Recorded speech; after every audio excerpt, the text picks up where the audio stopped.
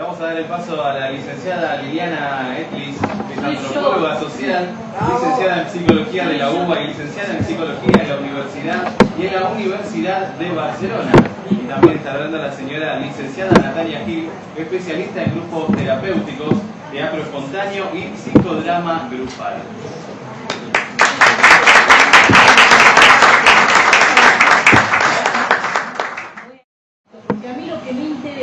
Y lo que me preocupa francamente son los constructos teóricos en los cuales nos basamos los profesionales para diagnosticar, porque de acuerdo al constructo teórico es cómo vamos a diagnosticar y cómo vamos a hacer el tratamiento también.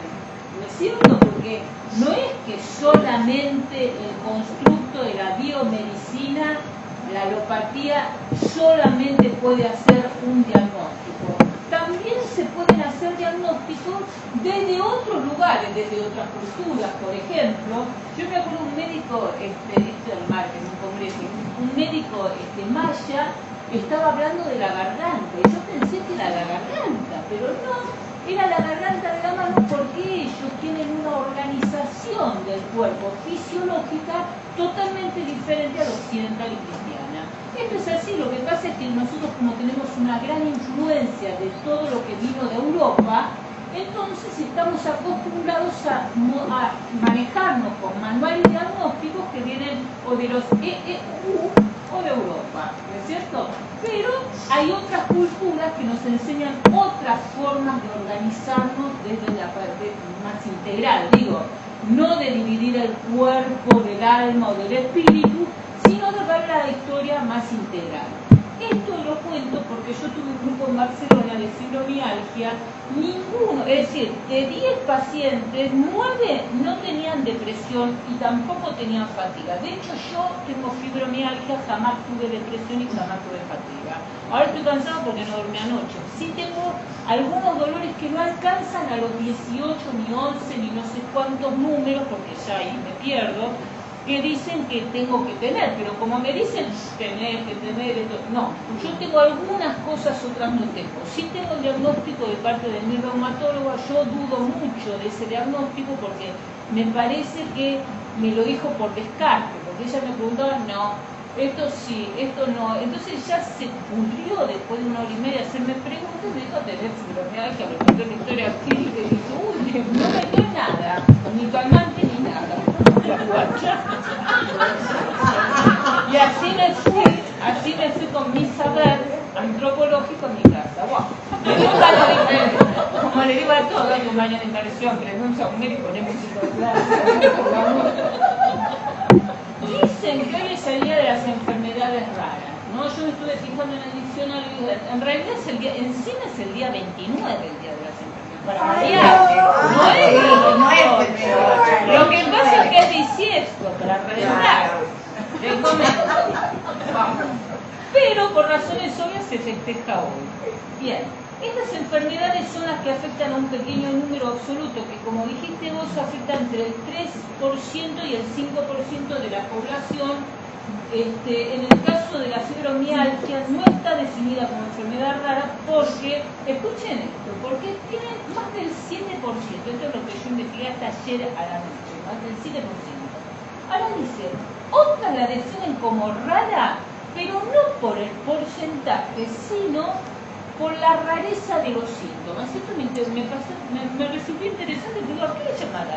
Primero, ¿a qué le llamará enfermedad? ¿A qué le llamará rareza? ¿Y a qué le llamará síntomas? Porque depende del constructo teórico, ¿no? Por supuesto que hay un tercer grupo, porque cuando está A está B, pero cuando pasa al C uno no sabe. Un tercer grupo que dicen que es una enfermedad invalidante, que no es una enfermedad invalidante desde la cronicidad, ni tampoco se corre peligro de muerte, porque consideran, digamos, esto como muy importante, y así podemos encontrar diferentes formas de pensar la rareza, pero como no es el tema de hoy, no nos vamos a dedicar a la rareza, nos vamos a dedicar a la discusión. Mi deseo es transmitirle brevemente mi marco teórico, ya que se diferencia muchísimo de otros en relación a la fibromialgia. La medicina popular existe también la medicina popular, caracterizada por concebir la ausencia de salud, ¿no? Como desequilibrios y desarmonías, porque tenemos un grupo que es la alopatía, que en este país se ve, digamos, la enfermedad como concepto, como una cosa mala. Hay otras culturas que no ven el desequilibrio como algo malo, sino como algo constructivo donde uno puede seguir adelante y avanzar y construirse de otra forma, ¿sí? Define una forma de tratamiento que es potenciando la fuerza vital.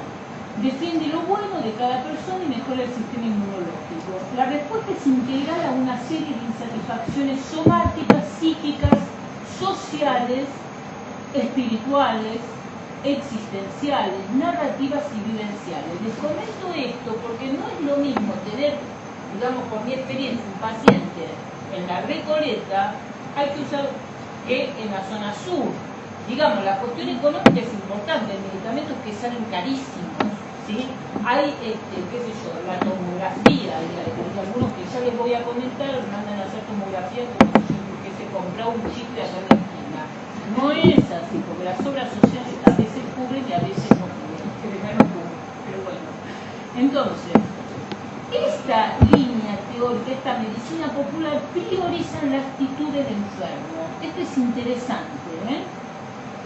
Tratan de equilibrar lo que se quiere con lo que se puede y lo que se debe. No hay una actitud paternalista de parte del profesional, sino de ayuda, tratando que la persona comprenda el grado de su responsabilidad en el tratamiento, es decir, se incluye la responsabilidad, ¿no? En forma inclusiva, ¿eh?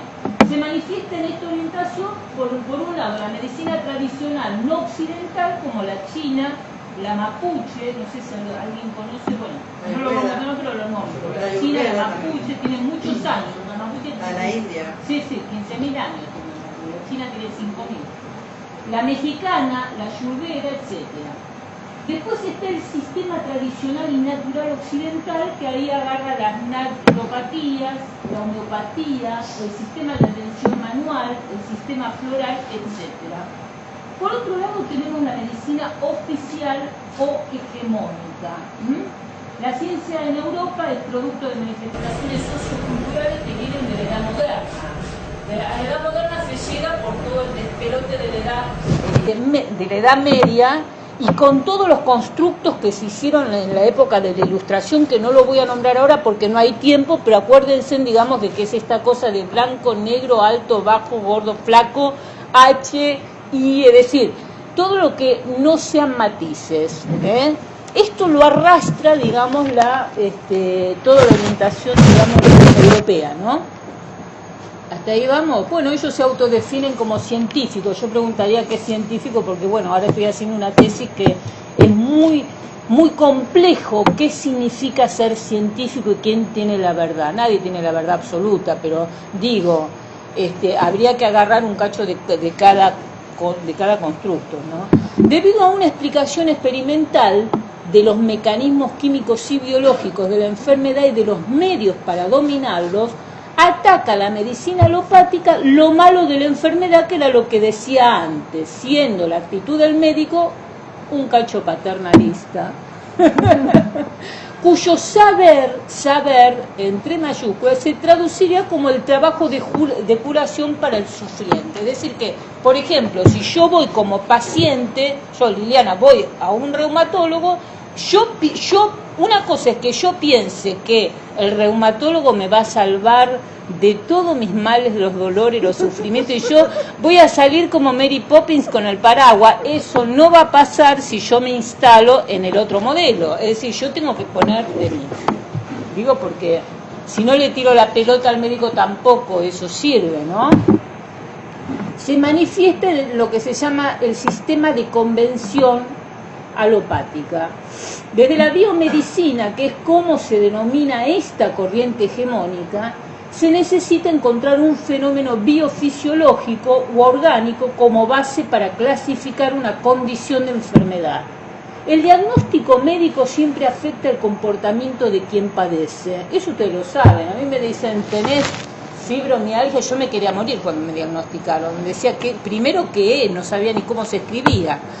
Pero digo porque depende mucho, digamos, de cómo explica también la persona que diagnostica, ¿no? Porque a veces diagnostican en 2 minutos y vos te vas en el aire diciendo, ¿qué me dijo? En realidad, bueno, yo me fui como diciendo, ¿qué me dijo? Me fui a buscar en un diccionario qué significaba.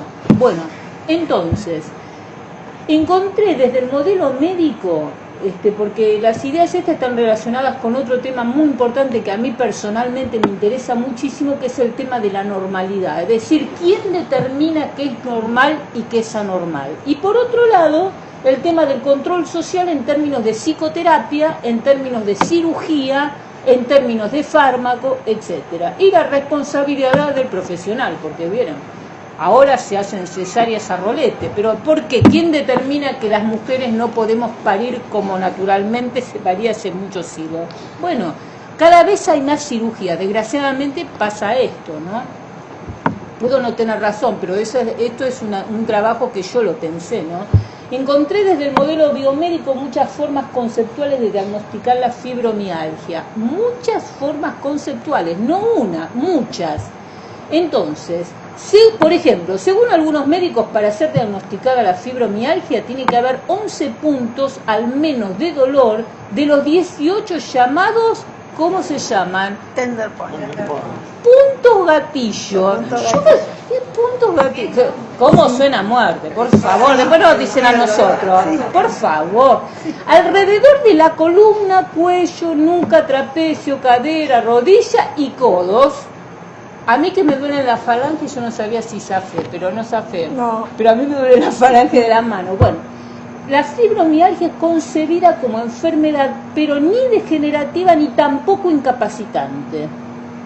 Este grupo de médicos parten de la base que no hay test específico para su diagnóstico y como intento de calmar los dolores se acercan al tratamiento con calor, a la relajación muscular a través de ejercicios y a la utilización de la primera droga que comenzó a funcionar en el mercado farmacéutico, que ¿cómo se llama? Pregabalina. Muy bien, muy bien.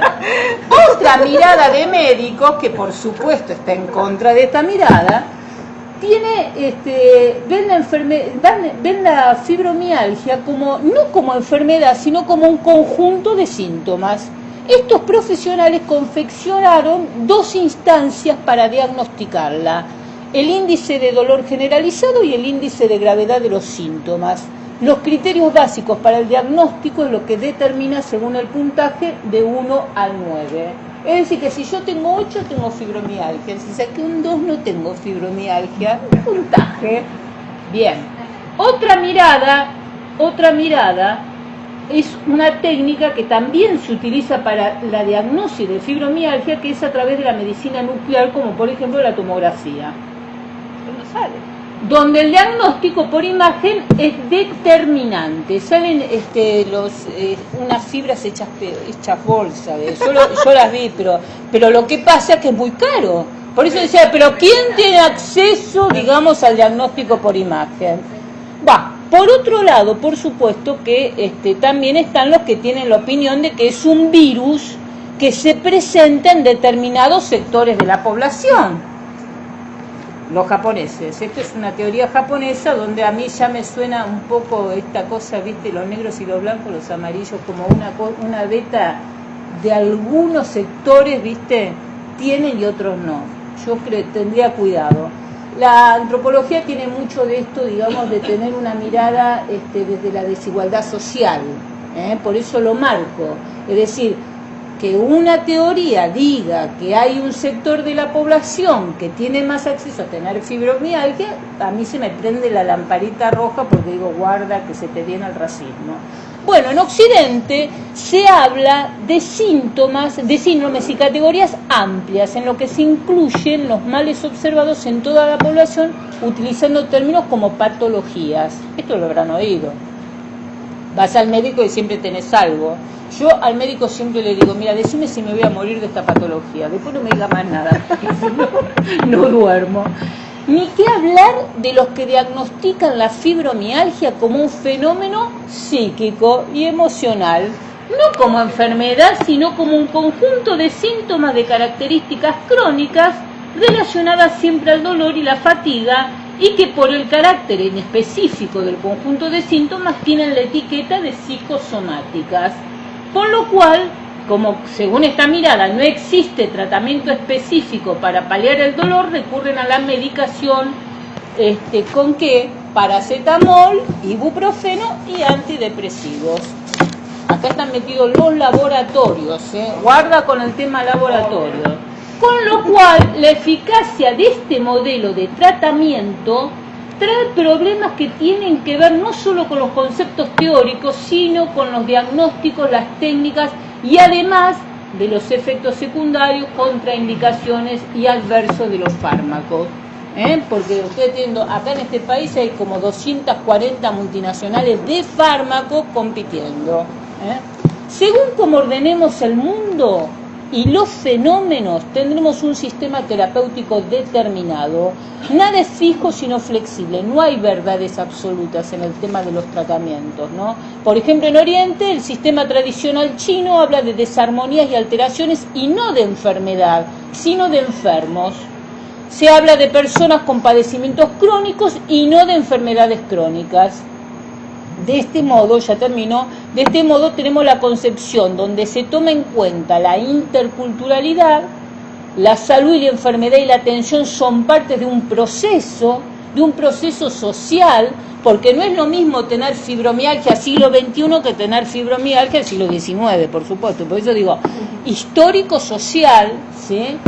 Histórico-social, bueno, se habla de también, bueno, todo esto no. El daño y el padecimiento son hechos cotidianos, aunque les parezca mentira, no está mal padecer de algo. Digo porque si no es una construcción social, sufrimos, y bueno, en algunas cosas uno cotidianamente sufre y siente dolor, y esto es normal, digo, porque si no se ve como del lado de la normalidad y aparece en la televisión medicando con ibuprofeno, digamos, el nuevo monstruo que es la televisión, que también medica, ¿no? Porque, por ejemplo, en Japón no hay menopausia, no hay mujeres con climaterio. ¿Por qué no hay? Y porque justamente la menopausia es una construcción social de Occidente. ¿Para qué? Para que gastemos en medicamentos. Esto es así. Y si no, me piden para leer, que yo les doy mucha bibliografía. Bueno, entonces, para terminar, bueno, digo, el daño y el padecimiento son hechos cotidianos, las respuestas en la vida colectiva, no individual, colectiva, van construyendo simbolizaciones y representaciones colectivas siempre dentro de un proceso histórico y social. Por ejemplo, la comunicación por Facebook. Ustedes todos tenemos Facebook y sabemos cuando a una le pasa algo que nos empezamos a mandar dibujitos y seguir adelante. Me tenés que enseñar alguna cosa. Entonces, no se manda dibujitos. Mirá, no me pongas. Quiera, Lili.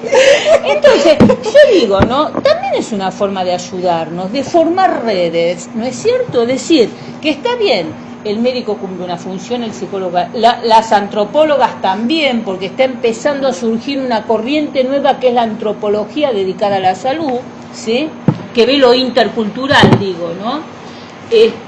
Bueno, entonces la concepción esta, en la cual adhiero, se tiene en cuenta lo observable y cuantificable del desequilibrio crónico, más la experiencia narrada por quienes padecen, porque, por ejemplo, para mí, por ahí, un dolor de cabeza no tiene la misma simbolización o significación que a vos que te duele la cabeza. Es decir, a mí se me viene el mundo abajo, pero por ahí a vos te recuerda una película que viste. Es decir, tenemos representaciones diferentes y eso hay que respetarlas, ¿no? Entonces, por un lado, la relación vivencial con el entorno siempre es diferente, porque lo económico es diferente, lo social es diferente y la cultura es diferente. Es decir, que hay que hablarlo, ¿no? Teniendo en cuenta la singularidad de cada persona, los recursos terapéuticos aportan ayudas diversas y variadas dependiendo no solo del recurso en sí mismo, sino de quien recibe y gestiona y de cómo se proporciona dicho recurso para aliviar los dolores y el sufrimiento.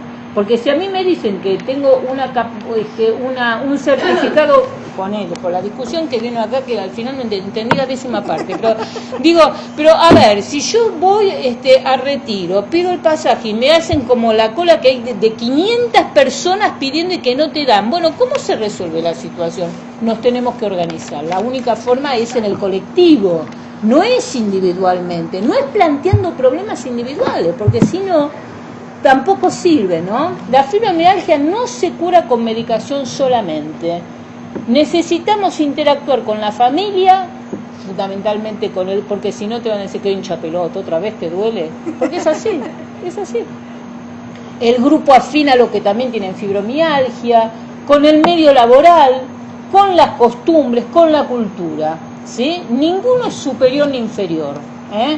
Para el problema crónico creo que se beneficiaría mucho un enfoque que tome dimensiones como la física, la moral, las emociones, lo afectivo, lo cultural, lo económico, lo social y lo histórico. Y no solamente lo unilateral de lo biomédico. No me estoy tirando contra los médicos y médicas, ahora que estamos de acuerdo médicos y médicas, pacientes, médicos y médicas, sino contra una forma de ver el mundo que es unilateral y rígida. ¿De acuerdo? El estudio cuantitativo de la fibromialgia más el aporte de las ciencias sociales y de otras medicinas tradicionales junto al compromiso de quien padece el dolor beneficiará en última instancia el tratamiento.